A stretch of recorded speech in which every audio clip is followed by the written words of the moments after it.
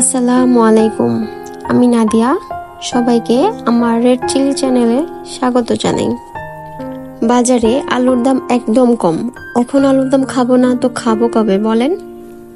তাই বাসায় আলুর দম বানিয়ে নিলাম আর আপনাদের সাথেও রেসিপিটা শেয়ার করলাম। এখানে একটা আলুকে 4 ভাগ করে কেটে ধুয়ে নিয়েছি।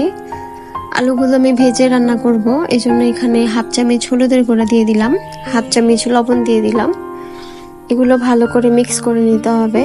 আপনারা চাইলে আলুগুলো সিদ্ধ করে নিতে পারেন, কিন্তু আমার মনে হয় সিদ্ধ করা থেকে এইভাবে রান্না করাটাই ভালো লাগে। এখন একটা প্যানে সরিষার তেল দিয়ে আলুগুলোকে আমি ভেজে নিব, হালকা লাল করে ভেজে নিব। ভেজে নিলে কি হয় দেখা যায় আলুর ফ্লেভারটা অনেক ভালো আসে। এপাশ ওপাশ দুই পাশে ভেজে নিতে হবে।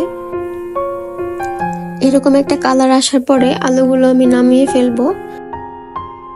এবার একটা কড়াইতে তেল দিয়ে তেলটা গরম হয়ে গেলে এখানে 1 চামচের মতো 5 ফোড়ন দিয়ে দিব। হালকা ভাজা হলে 2 তেজপাতা, 2 দারচিনি আর 2 এলাচ দিয়ে দিব। এবার এগুলোকে কিছুক্ষণ ভেজে নিতে হবে তেলের মধ্যে। গ্রানটা ছড়িয়ে আসলে 1 কাপের মতো পেঁয়াজ কুচি দিয়ে দিব। পেঁয়াজগুলো হালকা ব্রাউন করে ভেজে নিব। ভাজা হয়ে গেলে এখানে আমি 1.5 চামচের মতো আদা রসুনের পেস্ট দিয়ে দিব। আদা রসুনের কাঁচা গন্ধটা যাওয়া পর্যন্ত ভেজে নিতে হবে। এখানে ক্যামেরা অফ করে পানি আর হলুদ দিয়ে ফেলছি ভুল করে। আপনারা এখানে সামান্য পানি আর 1 চামচ হলুদ গুঁড়া দিয়ে দিবেন, আর 1 চামচ মরিচের গুঁড়া দিয়েছি এখানে। হালকা নেড়ে চেড়ে জিরা আর গোলমরিচের গুঁড়া দিয়েছি হাফ চামচ। এবার মশলাটাকে খুব ভালো করে তেল ছেড়ে না দেওয়া পর্যন্ত ভালো করে কষিয়ে নিতে হবে। তেলটা ছেড়ে দিলে এখানে ভাজা আলুগুলো দিয়ে দিব।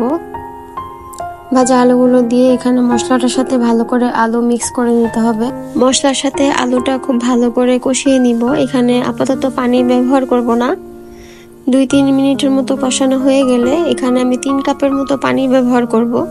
পানিটা দেওয়া শেষ হয়ে গেলে কিছুক্ষণ নেড়ে চেড়ে ঢাকনা দিয়ে ঢেকে দিব। চুলাটা মিডিয়াম টু হাই রেখে আমি 15 মিনিট রান্না করে নিব।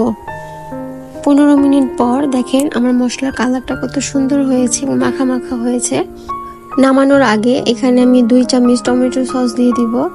টমেটো সসটা দিলে ফ্লেভারটা অনেক ভালো আসে, খেতেও ভালো লাগে। টমেটো সসটা আলুর সাথে ভালো করে মিশিয়ে নিব। মেশানো হয়ে গেলে নামিয়ে ফেলবো। আমি এরকম অবস্থায় নামাবো। আপনারা চাইলে আর একটু বেশি ঝোল রাখতে পারেন। যারা এখনো আমার ভিডিওটি দেখছেন তাদেরকে অসংখ্য ধন্যবাদ।